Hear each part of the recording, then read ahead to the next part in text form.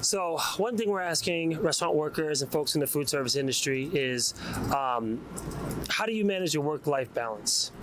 And what does it look like, work-life balance between work and home? Okay, so this is a new job for me right now. So I've been here for a little over a year. So I definitely think my work-life balance has been a lot better than previous years because my bosses really care about like having a personal life. So my hours really aren't crazy like they used to be. I literally work 10 hours a day, 4 days a week.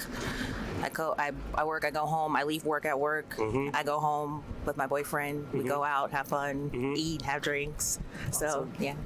And that's a great point, because one of the things that we're doing is highlighting people's work-life balance and the importance of a steady schedule. Yeah. And so that means for the industry getting like your schedule 2 weeks out, Yeah. and that means being able to plan your life. How can you think about in the past how that not having that or maybe having that has affected you or not affected you? Yeah, beforehand it definitely used to affect me. Previous jobs I kind of had a set schedule, but I felt like a lot of stress and pressure at those jobs because I felt like I took too much on at home. Like I felt like it affected me more as if it was my business, and it really wasn't. I had a bad habit of taking work home with me, so as I'm getting older, I'm trying not to do that as much because like mental health is very important to me and like keeping that intact. So it's really hard to not do that when you're in the restaurant industry because people have like this outlook that you have to work like a dog, 12-hour shifts,